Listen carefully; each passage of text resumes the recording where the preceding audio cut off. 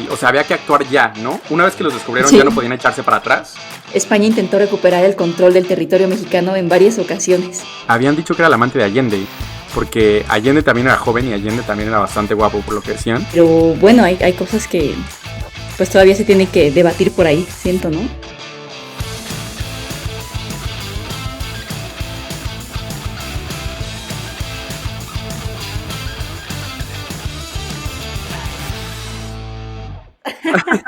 Poquito, con un par de segundos, pero se nota. Ok.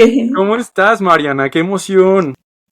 Emocionada, manito, contenta. ¿Y tú? 15 de septiembre. Yo también muy contento. Amo esta fecha, amo esta celebración y amo todo lo que hay alrededor del grito de independencia, sus mitos y realidades que vamos a platicar el día de hoy. Y mira qué guapos nos vemos vestidos Ay, como sí, estamos. manito.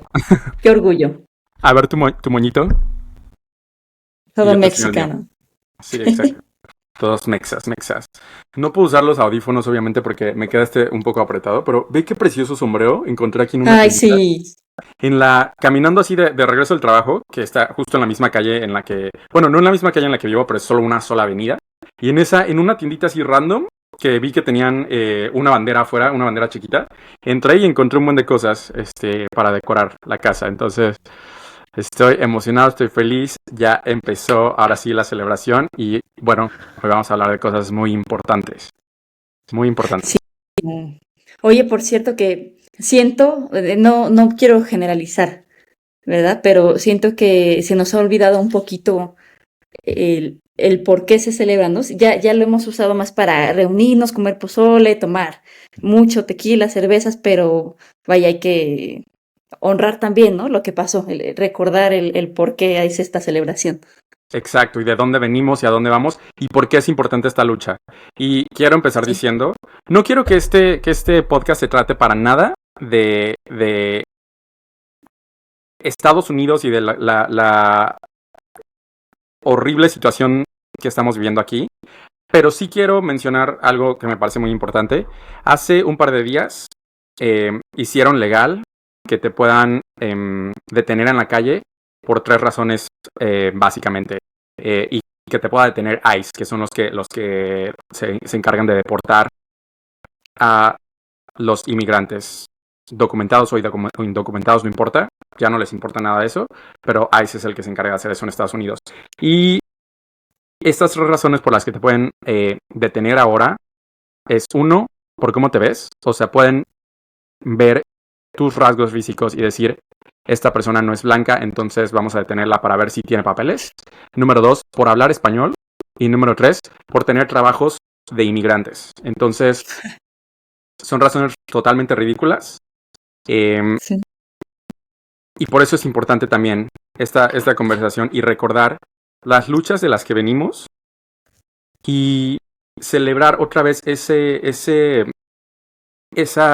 herencia que traemos, que yo sé que muchas personas estamos espantados, tenemos miedo de andar por la calle, tenemos miedo, no podemos ser totalmente libres por el racismo que hay en este país, y por toda esta bola de supremacistas blancos que están a la casa de personas que se ven, que suenan como nosotros. Entonces, me parece muy importante recordar que siempre hemos estado en una lucha por nuestra dignidad y a pesar de que esto es una celebración para nosotros, hay muchos compatriotas que están pasando por situaciones mucho más duras en este país y vale la pena hablar por todos y para todos.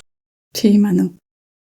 Pero Y bueno, sí, cada no, vez más, perdón, más intensos, ¿no? O sea, con sí, cosas ridiculeces como horribles que se esas. están viendo, Pero bueno, que sí que me dejan con muchos sentimientos bastante feos, pero en este episodio sí. vamos a hablar ahora sí totalmente de México y de la belleza que es la historia de nuestro país.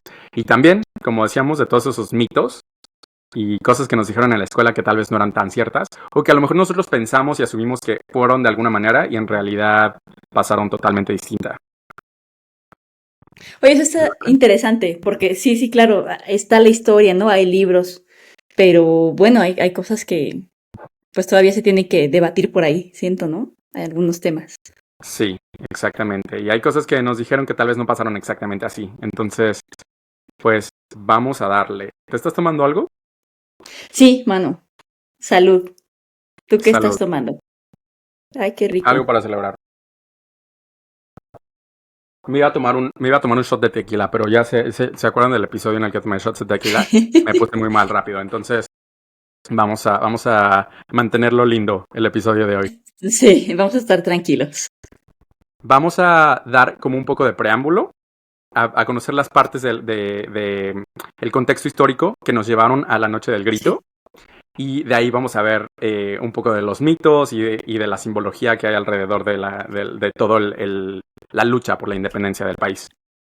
Ok. ¿Te parece? Oye, sí, me parece, mano. Por cierto, me da pena, pero te lo voy a confesar, ¿eh? Ok. Porque no, ni me gusta aparentar. La verdad es que mm, me siento un poquito inculta en estos temas. Sé algunas cosas básicas, ¿no? Pero no conozco así toda la historia. Incluso olvidé ciertas cosas, ¿no? Sí, todos lo Pues de somos. datos Ujú. importantes.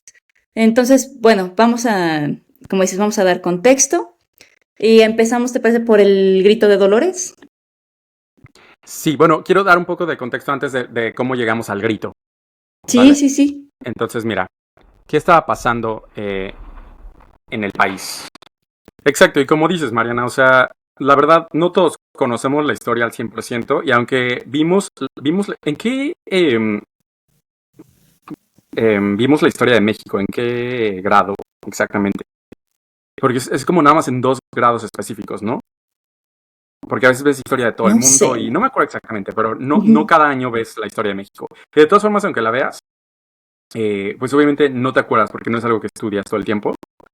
Pero es bastante interesante conocer, o sea, cuáles fueron los hechos que nos llevaron a ese punto, ¿no? Entonces sí, tenemos aquí datos que investigamos hace un par de minutos para poderlos compartir y desmenuzar entre todos. Y sí, o sea, yo tampoco creas que sea así el, todo de lo que estamos hablando, pero para eso estamos aquí, para aprenderlo. Entonces, mira, eh, estamos a principios del siglo XIX y lo que hoy es México todavía se llamaba Nueva España. La vida estaba marcada por una división muy clara. Arriba de todo estaban los peninsulares, que son los españoles que nacieron en España. Ellos tienen el poder, los cargos más altos en el gobierno, la iglesia y el ejército. Y un poquito más abajo están los criollos, que son los que conocemos como los hijos de los españoles, pero que nacieron en América. Tenían dinero, tierras y educación, pero siempre se les recordaba que no eran puros europeos. Entonces ahí estaba la primer como división jerárquica y quedaban fuera de las grandes decisiones. Más abajo venían pues la gran mayoría, que son los mestizos, los indígenas y los afrodescendientes. Ellos sufrían abusos y explotación diaria. Además tenían que pagar tributos todo el tiempo y podemos notar que era una sociedad profundamente desigual. Mientras tanto, en Europa, España vivía su propio desastre. Napoleón invadió la península y puso a su hermano en el trono. Entonces, en la Nueva España surge la gran duda: ¿a quién debemos de obedecer? ¿A un rey francés impuesto? ¿A las juntas que se organizaban en España? ¿O simplemente nos organizamos y gobernamos nosotros mismos? En este contexto, las ideas de la Ilustración y las noticias de otras revoluciones, como la independencia de Estados Unidos, la Revolución Francesa, Haití y todo eso estaba circulando y pues encendieron preguntas en nuestra sociedad. Preguntas incómodas como ¿por qué tenemos que seguir obedeciendo a una corona lejana? ¿Y por qué tenemos que aceptar tanta desigualdad? Entonces, con todo ese ambiente de tensión, un grupo de conspiradores en Querétaro empezó a reunirse en secreto. Entre ellos estaba Miguel Hidalgo, Ignacio Allende, Juan Aldama y Josefa Ortiz de Domínguez, la icónica Josefa Ortiz de Domínguez. Y pues su plan era levantarse en armas en octubre de 1810. Pero la historia ahí dio un giro, porque las autoridades descubrieron la conspiración y entonces fue cuando Josefa Ortiz, encerrada en su habitación, logró enviar un mensaje desesperado: se adelantaron y tenemos que levantarnos ya, urgente. Así que en la madrugada del 16 de septiembre de 1810, Miguel Hidalgo tocó las campanas de su parroquia en Dolores y convocó al pueblo. Y ese fue el momento que conocemos pues como el grito de Dolores. O sea, dejando de lado las fechas, básicamente eran 3 jerarquías: los europeos puros, luego los criollos y luego todos los demás, que estaban hasta abajo y abusados. Influye entonces también el conflicto que se está viviendo en España con la llegada de Napoleón y la imposición de su hermano en el trono. Y también influye las independencias que están sucediendo en otros países. Entonces toda esta información llega a América, a la Nueva España, y todos dicen, si eso está sucediendo en otros países o en otros lugares, ¿por qué no nosotros también levantarnos en armas y defender nuestra independencia? Estamos cansados de la desigualdad. Se empiezan a reunir para conspirar, son descubiertos en Querétaro, y ahora sí, llegamos a la parte del grito, lo más icónico de esta historia. Sí. Oye, y desde aquí ya vamos, hilando, ¿no? El por qué ciertos símbolos son importantes, por ejemplo, las campanas, ¿no? Todo esto que... Exacto, las campanas. Ajá. Ok, entonces vamos con el grito de Dolores. La madrugada del 16 de septiembre de 1810 no empezó como un día cualquiera en el pueblo de Dolores, Guanajuato. La conspiración independista había sido descubierta antes de lo planeado, y los líderes no tenían otra opción más que actuar ya. Miguel Hidalgo, el cura de Dolores, se encontraba con Ignacio Allende y Juan Aldama, militares criollos con experiencia y contactos, que sabían que si esperaban serían arrestados y probablemente ejecutados. A ellos se sumaba el eco de la valentía de Josefa Ortiz de Domínguez, la corregidora, mejor conocida, quien había arriesgado todo para avisarles que la conspiración estaba comprometida. Sin ese aviso, quizás la independencia jamás habría comenzado aquella madrugada. Sí, o sea, había que actuar ya, ¿no? Una vez que los descubrieron, ya no Sí, podían echarse para atrás, porque se los iban a echar de todas formas. Y de hecho, si no mal recuerdo, Ignacio Allende es el que quería esperar todavía y no está totalmente seguro, porque él es el que tenía más que perder en ese momento. E Hidalgo fue el que dijo, no, ya, o sea, ya no podemos esperar, hay que hacerlo en este momento, porque ya, si no, ya de sí. todas formas nos van a matar. Entonces hay que salir en armas. Y todo eso fue gracias a la corregidora, que ella fue la que les dio el pitazo y les dijo, oigan, van por ustedes, empezamos hoy. Sí, es que fíjate cómo una acción da un giro a la historia, ¿no? Exacto. Y fue entonces cuando Hidalgo tomó una decisión que cambiaría la historia. Tocó las campanas de su parroquia para llamar al pueblo. Los habitantes de Dolores, campesinos, artesanos, indígenas, mestizos, comenzaron a llegar a la iglesia sin tener en claro qué es lo que estaba pasando. Y ahí, frente a esa multitud confundida, Hidalgo lanzó un llamado que sería el inicio de la lucha. No gritó ¡Viva México!, como muchas veces nos enseñaron en la escuela, ¿ok? Ese grito no existía todavía. Lo que en realidad proclamó fue ¡Viva la Virgen de Guadalupe! ¡Muera el mal gobierno! ¡Muera el gachupín! Exacto. Órale, ese Que esas lenguaje cosas, refleja el momento. ¿Sí me... perdón, esas cosas se me hacen súper interesantes de cómo llegan a saber lo que realmente una persona dijo en esa época, ¿no? O sea, hay Sí, escritos, hay narraciones, pero ¿quién estuvo ahí en ese momento realmente que pasó, o sea, constancia de lo que se sí, dijo? Es sí, interesante. claro.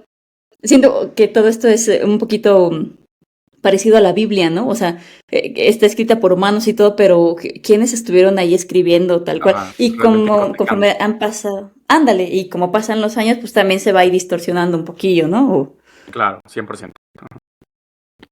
Y bueno, pues ese lenguaje refleja el momento histórico, la Virgen de Guadalupe como símbolo religioso y de identidad criolla e indígena, el mal gobierno como la corona española y los gachupines, como se les decía a los peninsulares, los Ujú. privilegiados nacidos en España. Órale, no sabía eso. Esos eran los gachupines, ajá, los que nacieron en ¡Guau! España. Y ahorita Oye, tú qué ya mencionaste uno de interesante. los mitos más grandes. Uno de los mitos más grandes que, o sea, bueno, no, el grito no fue en la noche del 15, es en la madrugada del 16. Y Sí. yo creo que ahí también una de las cosas más importantes es que todo el mundo piensa que eh, Hidalgo fue a la parroquia, tocó la campana y entonces todo el mundo salió de sus casas porque él iba a dar un anuncio y entonces lo gritó a los cuatro vientos y todo el mundo supo de qué se trataba y no fue realmente así. O sea, él fue en la madrugada de ese día también porque había mercado. Entonces la gente ya estaba afuera. Ujú. La gente ya estaba afuera y por eso pudieron escuchar lo que él decía. Porque si no, imagínate, o sea, nada más por tocar las campanas y, y hablar, en ese momento obviamente no había aquí un speaker, ¿verdad? No iban a magnificar la voz. Y la gente no iba a salir nada más de su casa por eso, o sea, porque alguien hablara. La gente ya estaba afuera porque era como el día de plaza. Entonces todos los que iban a poner su puesto en el mercado ya estaban trabajando desde temprano. Y son los primeros que escucharon. Y de ahí se fue corriendo la voz. Eh, pero eso es también uno de los grandes mitos, que la gente piensa que salieron todos en ese momento porque él salió a tocar las campanas. Y el segundo mito de esa parte sería que en realidad él no tocó la campana, obviamente, porque sería imposible que él tocara la campana y luego hablara.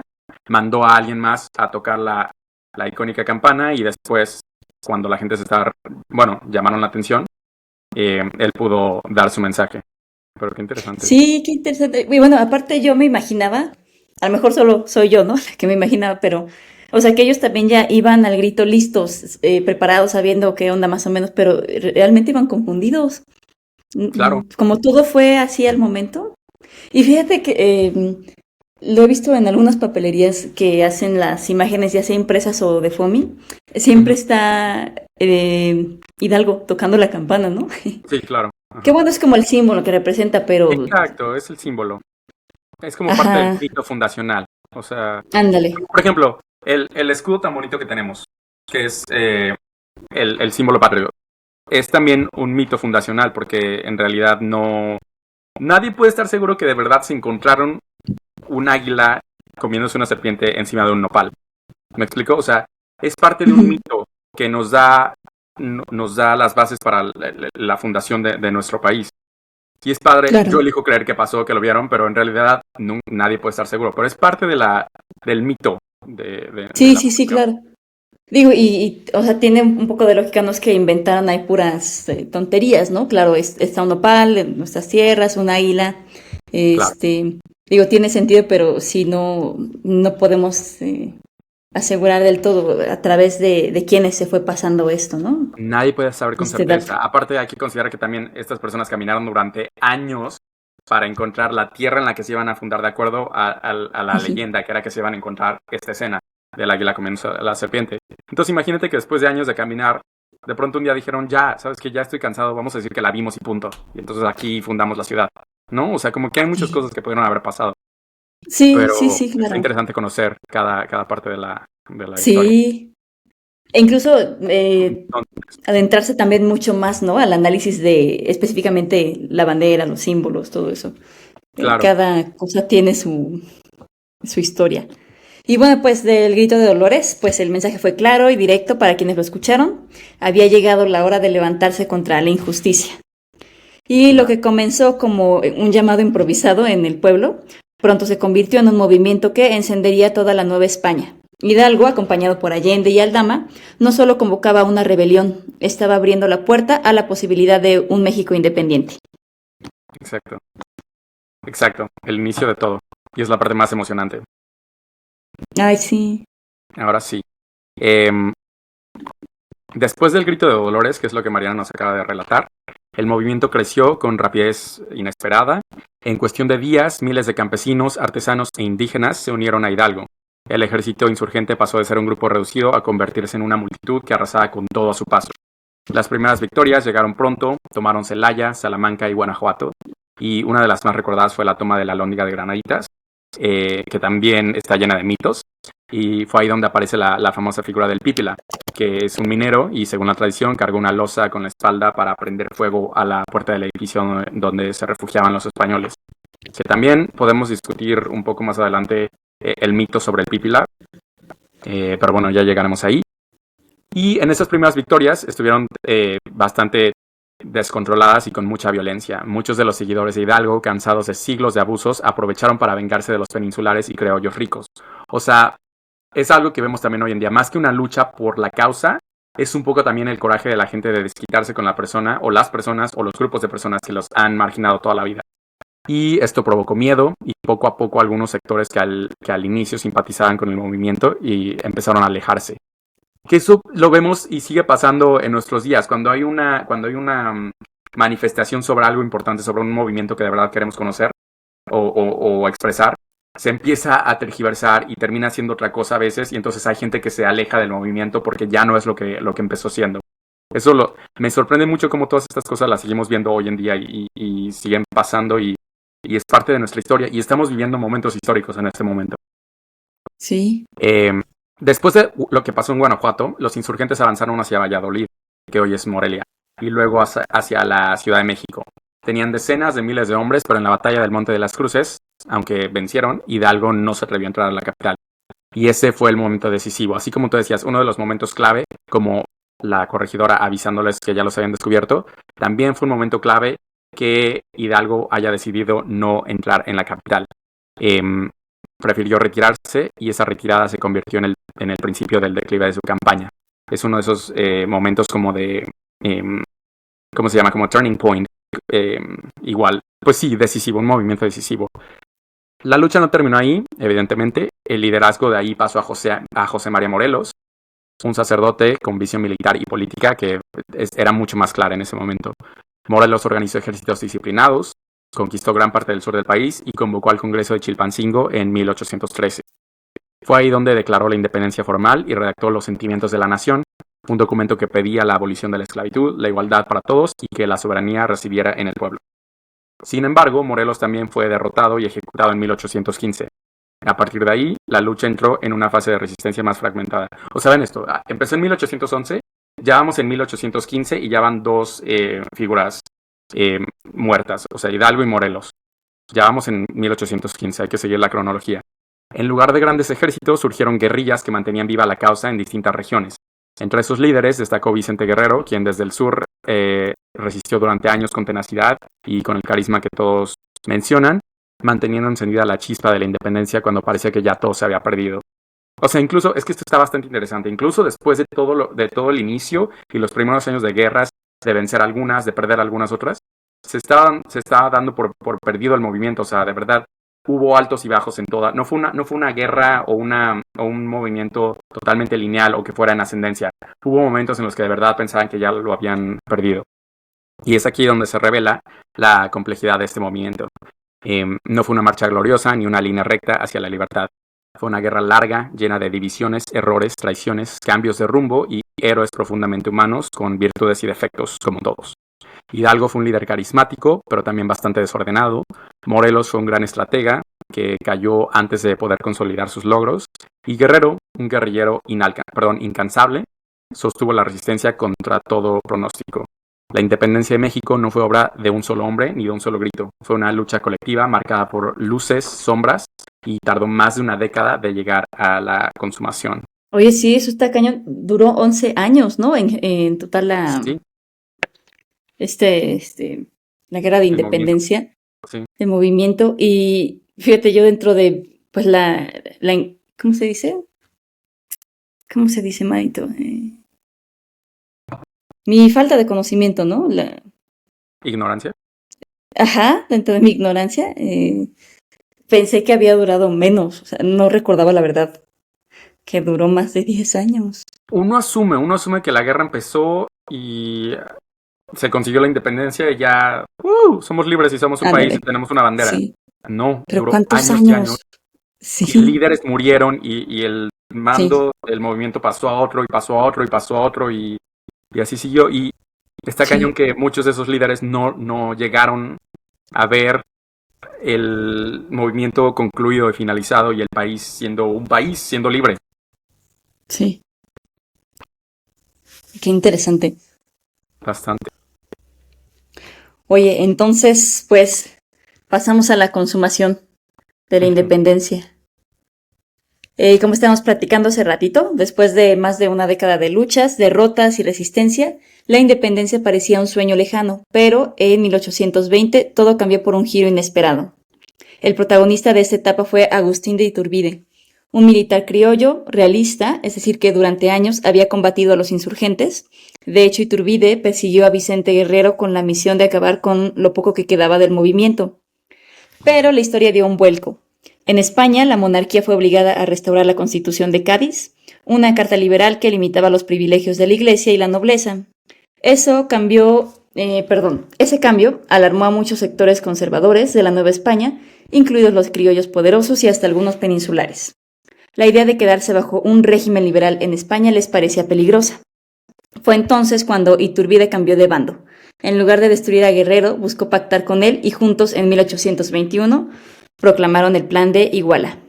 Este plan tenía 3 principios conocidos como las 3 garantías. La primera, religión. La religión católica sería la única en el país. Segunda, independencia. México sería un reino autónomo con un monarca propio. Y la tercera, unión. Se acabarían las divisiones entre españoles, criollos, mestizos e indígenas. Todos serían reconocidos como mexicanos. Para defender estas ideas nació el Ejército Trigarante, llamado así precisamente por esas tres garantías. Era un ejército muy distinto a los anteriores insurgentes, disciplinado, con respaldo de élites criollas, del clero y de gran parte de la sociedad cansada de la guerra. La campaña fue rápida y efectiva, pueblos y ciudades se fueron sumando al movimiento y en pocos meses el virreinato se derrumbó. Finalmente, el 27 de septiembre de 1821, el ejército trigarante hizo su entrada triunfal a la Ciudad de México. A la cabeza iba Iturbide, con Guerrero a su lado. Después de 11 años de lucha, se consumaba la independencia de México. Ese día marcó un nuevo comienzo, aunque no significaba paz absoluta.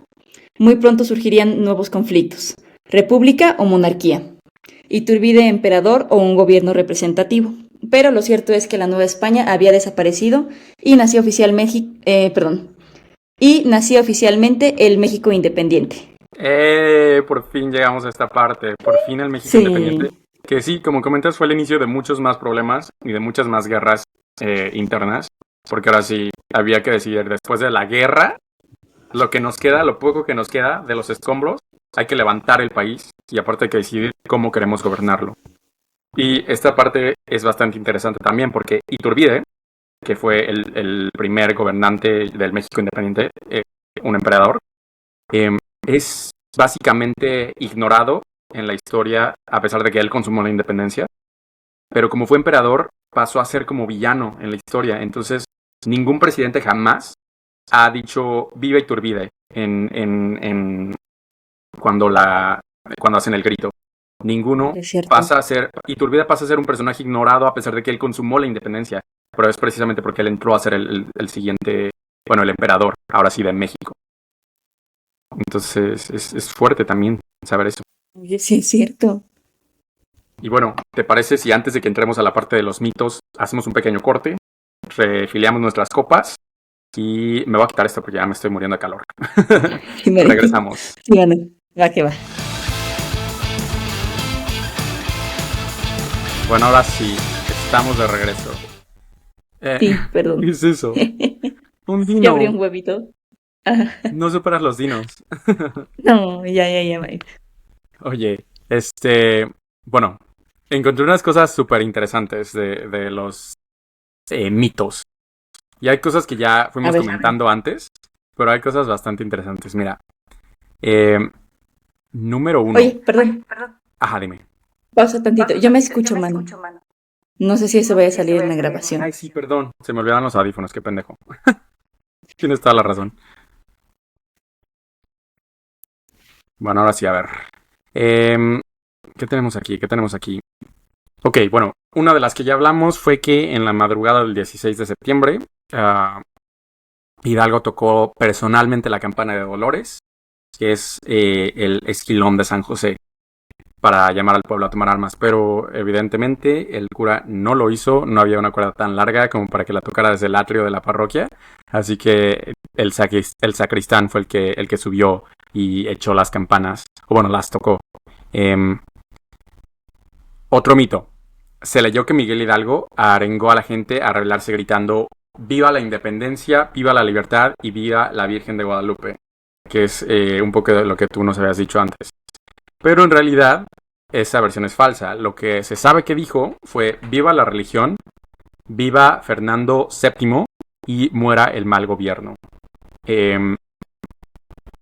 Se sabe que él no quería totalmente una independencia de España como tal. Entonces, sí está en contra de los franceses. Y el grito era un poco más como todavía hacia su rey, viva Fernando VII. O sea, todavía quería que estaba de acuerdo con cómo se estaban llevando las cosas en España, pero no estaba de acuerdo con la dictadura de Bonaparte y todo el desmadre que pasó después. Entonces, no gritó viva México y no gritó viva la independencia, porque él todavía no estaba seguro de qué era la independencia, de cómo se iba a ver la independencia. Según la historia, al cura Hidalgo se le apareció la Virgen en la mañana del 16 de septiembre y fue unas horas después del grito, donde Hidalgo y sus hombres llegaron a la iglesia de Atotonilco y decidieron tomar un descanso en la sacristía. De pronto se escuchó que la gente gritaba con júbilo, de ahí que haya tomado a la Virgen como estandarte. La realidad es que Hidalgo sí era bastante guadalupano, pero es falsa la aparición y con ello la idea de que tuviera planeado tomar la imagen de la Virgen como bandera. El cura salió a ver qué sucedía y se dio cuenta que habían tomado una imagen de la guadalupana, la ondeaban y entonces Hidalgo, al ver el júbilo del pueblo con la representación, decidió tomarla como bandera.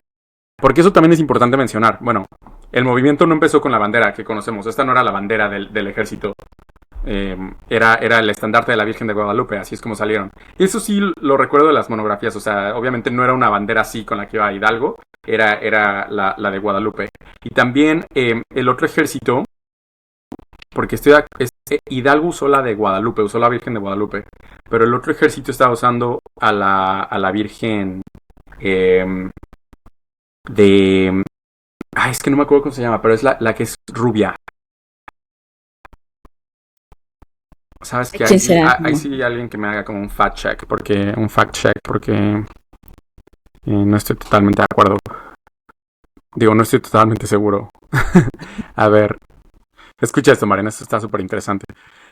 El mito es que doña Josefa Ortiz de Domínguez, mejor conocida como la corregidora, es una viejita casi decrépita que tiene un tejido en las manos y que no hacía nada más que bordar y preparar el café para los insurgentes. La realidad es que Josefa era una mujer muy atractiva. ¿En cuántos años crees que tenía? Ay, no sé, pero joven, me imagino. Sí, Josefa tenía 41 años cuando estalló la independencia y No ella había manches. sido la amante del corregidor hasta que enviudó. Esto sí lo había escuchado ya en algo lo leí, o no sé si me salió en TikTok o en algo, pero habían dicho que era la amante de Allende, porque Allende también era joven y Allende también era bastante guapo por lo que decían, y que tuvieron como un intenso romance durante varios meses. No hay forma de comprobar eso, pero está bastante interesante, ¿no? Saber que aparte de todo el drama y Sí. eso había también como relaciones interpersonales ahí eh, sucediendo tras bambalinas. Mito, esto es de lo que habla, bueno, de lo que quería mencionar antes. La historia oficial dice que un hombre joven y fuerte llamado Juan José María Martínez, conocido como el Pípila, se echó una losa a la espalda para protegerse de los disparos y así avanzó hasta la puerta de la Alhóndiga de Granaditas para prenderle fuego a la puerta. Y con eso los insurgentes pudieron tomar la fortaleza. Pero eso es falso. Lo más probable es que hayan sido un grupo de pípilas, un grupo de mineros que avanzaron juntos hasta la Alhóndiga protegiéndose con escudos improvisados y solo así fue posible concretar la hazaña. Lo cual también me suena bastante sensato, porque eran mineros, estaban maltratados, abusados, mal comidos. Es poco probable que una sola persona fuera lo suficientemente fuerte para cargar la losa y llegar hasta la Alhóndiga. Es más creíble que un grupo de ellos, como que reunidos, se hayan defendido con varias piedras o algo y hayan podido avanzar hasta la Alhóndiga. Eso se me hace mucho más probable que haya pasado. Pero igual entiendo el sentimiento y entiendo por qué. Listo, es que me acabo de dar cuenta que otra vez estaba en el micrófono incorrecto, entonces no sé si se haya escuchado mejor o peor, pero bueno, ya cambié al que tengo aquí enorme molestándome en la cara. Entonces sí, respecto al Pipila, ¿tú sabías eso? No, no. ¿Pero te Y suena lógico? tiene, sí, el actividad tiene lógica, ¿no? No, no se piensa en esos detalles, por ejemplo. Claro, ajá. Pero suena mucho más romántico decir que uno solo fue el que cargó la piedra y llegó hasta la Sí, Alhóndiga y le prendió fuego.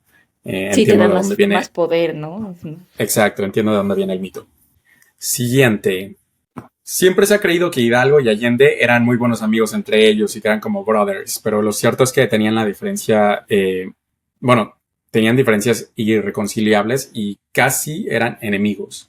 Y antes de que comenzara la independencia, Allende estaba llamado a ser el jefe de la insurrección de Hidalgo. Perdón, antes de que comenzara la independencia, Allende estaba llamado a ser el jefe de la insurrección e Hidalgo solo era un subalterno con poder de convocarla. Pero al ser descubiertos, Allende propuso huir e Hidalgo fue el que dijo no. ¿Qué es lo que te decía un poco al principio? Cuando los descubrieron, Allende fue el que ya quería huir y escaparse y cancelar todo. E Hidalgo dijo, no, papito, esto ya no se cancela, se lanzó a las armas y eso lo convirtió así en un segundo en ser él el jefe del movimiento y relegó a Allende. Si no, la historia hubiera sido diferente. Allende hubiera sido el que conocimos como el padre de la patria y el que llevaba el estandarte y todo, pero se achicó, le dio miedo y quiso correr. Entonces Hidalgo fue el que tomó las riendas. Y sí, pues al parecer no eran tan amigos como la historia te lo pone. O sea, no eran así de que Super, super brothers. Pero a ver, Ujú. esto es también lo que venía un poco en lo que tú nos comentabas. El padre de la patria, el mito es que el padre de la patria era un hombre bueno, sabio, justo e incapaz de cualquier exceso o fechoría. La realidad es que era un humano. Era un humano. Entonces, después de la revuelta, Hidalgo perdió el piso al ver que tenía el poder de convocatoria y además de ver de que su ejército de más de 100,000 personas había crecido. Entonces decidió proclamarse como Alteza Serenísima y dispuso de hombres y vidas. Espérate, a ver. Esto déjame hacerle un fact check también porque Alteza Serenísima, ¿qué no era Santana? Porque sí hay muchas cosas que no sabemos para nada, ¿verdad? De la independencia, o sea, bueno, de la Sí, historia de no. México, Sí, o que como no, que hay que no leer se más. piensa en los detalles. Pues sí, o sea, obviamente Santana sí era el que dijo lo de Alteza Serenísima, pero no encuentro datos. Bueno, no estoy totalmente seguro que Hidalgo sí Yo haya tengo sido el acá que otro, dijo ¿sí? eso. Bueno, no estoy totalmente seguro de que Hidalgo se haya proclamado así, pero lo que sí sabemos es que sí perdió el piso y sí se puso un poco arrogante después de ver su poder de convocatoria. O sea, como que dijo, soy popular, soy el influencer de la época, entonces se le subió un poco y fue cuando Allende se dio cuenta de esa situación y en diciembre de 1810 planeó envenenarlo. O sea, fue, ahí es otra vez donde vemos que no eran amigos. Él se dio cuenta que ya estaba un poco subidito y lo quiso matar, pero el cura traía guardaespaldas y no pudieron hacerlo, no pudo matarlo. Pero pues sí, evidentemente como cualquier humano, eh, un poco de poder y perdió el piso. Pero lo de Alteza Sí. Serenísima, no estoy seguro. Entonces eso vamos a scratch. Oye, este mito tiene que ver también con lo que estábamos platicando de la consumación, ¿no? De un Ajá. país 100% independiente. La independencia de México se logró de forma repentina y sin contratiempos después de la firma del Plan de Iguala en 1821. Ese es el mito. La realidad es que el Plan de Iguala y la firma del Tratado de Córdoba en 1821 marcaron un paso importante, que es lo que habíamos escuchado. Ujú. Sin embargo, el Sí. proceso de consolidación y estabilización del país como una nación independiente fue un proceso largo y muy complejo que involucró conflictos políticos, sociales, participación de fuerzas imperiales y conflictos internos. Y años después de la independencia llegó el emperador Austraquio. Ah, espérame, otra vez. Eh, Austriaco. años después de la independencia llegó el emperador austriaco Maximiliano de Habsburgo para liderar el país. Sí. Todavía duró mucho el proceso, ¿no? Claro, bueno, ahí ya era independiente, pero es lo que Ujú. tú nos decías, que todavía no se ponían de acuerdo, entonces no saben si querían una monarquía, si querían ser una república, entonces pues Ándale. hubo emperadores. Sí. También está que está, pues suena lindo, ¿no? Suena romántico que todos los mexicanos querían independencia.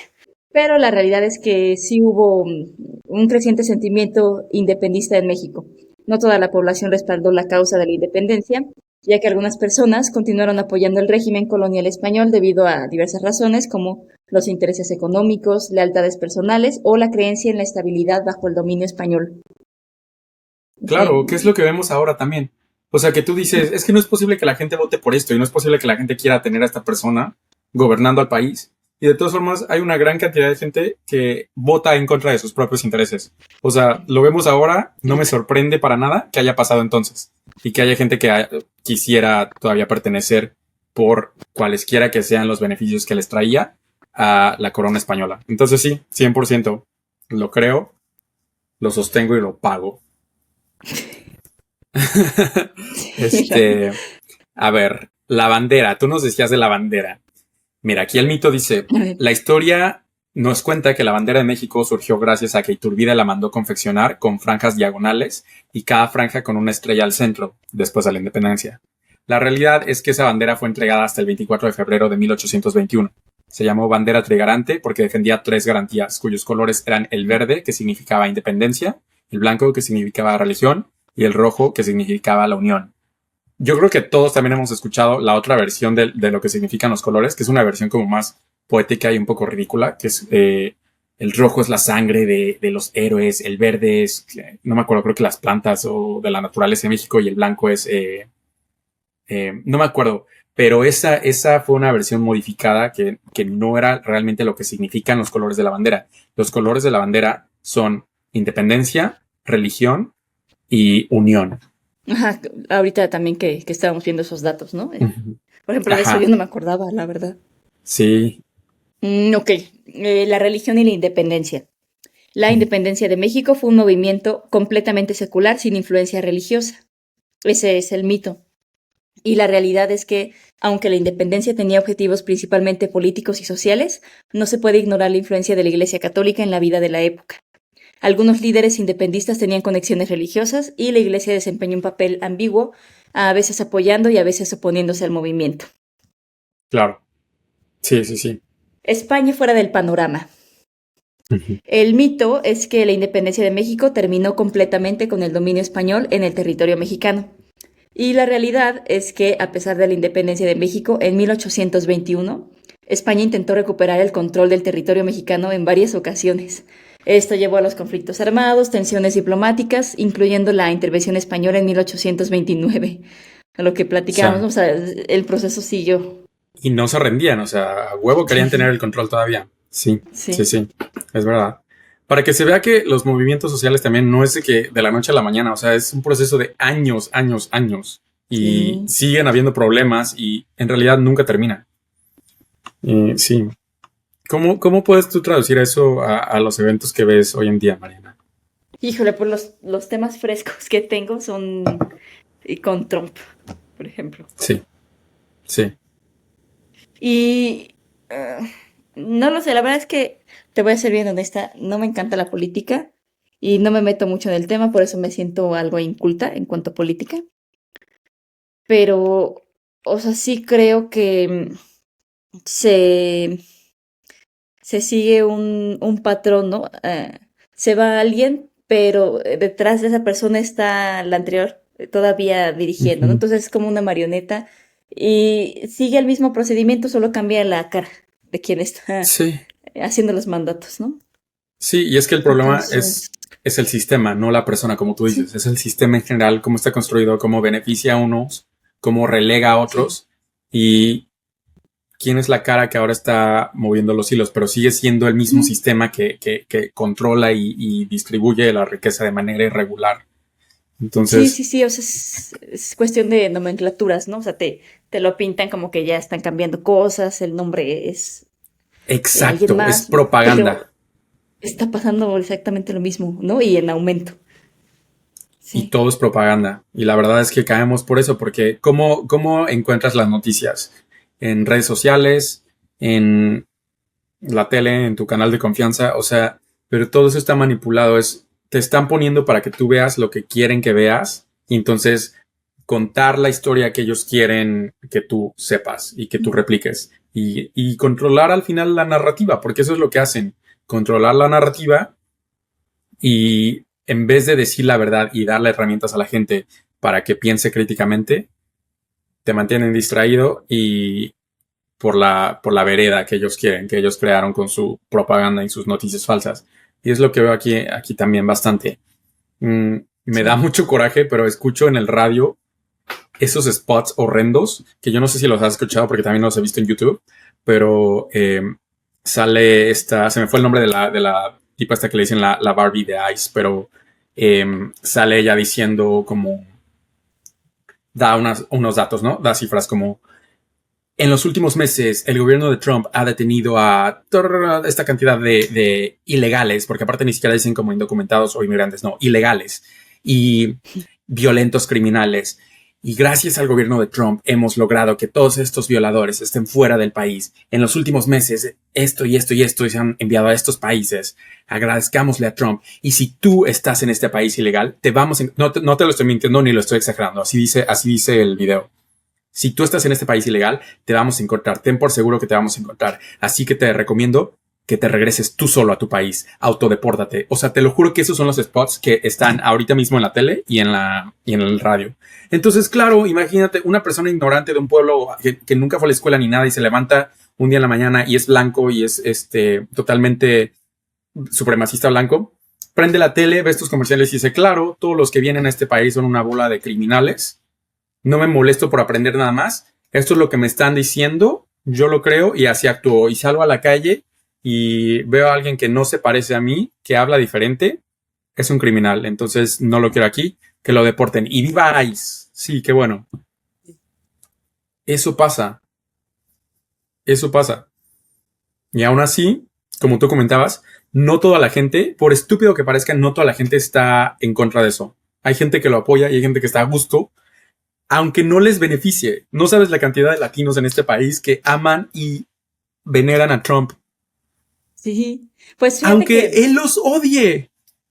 sí, está cañón. O sea, son cosas tan irónicas, yo no entiendo. Pero iba en un avión hace unos meses y escuché a dos mexicanos que vivían allá en Estados Unidos. No sé qué onda con sus papeles. Iba en avión, me imagino que todo estaba en orden. Pero súper, súper mexicanos apoyando a Trump. Y meses después es elegido y todas las noticias que hay ahorita. No sé si sigan pensando en el orgullo de que lo eligieron, se hayan arrepentido, no sé. Pero, o sea, lo irónico es que hay gente que a pesar de lo que ve, sigue apoyándolo y sigue, eh, Votando por pues con él, esa claro. idea. Y Sí, defendiendo esas ideas fascistas. Pero también, sí. qué triste que tengas que esperar a que te afecte directamente para darte cuenta de que está mal y para Sí, defender algo. Lo sí, mismo que mucha pasa falta con, de... con Israel y Palestina. Sí.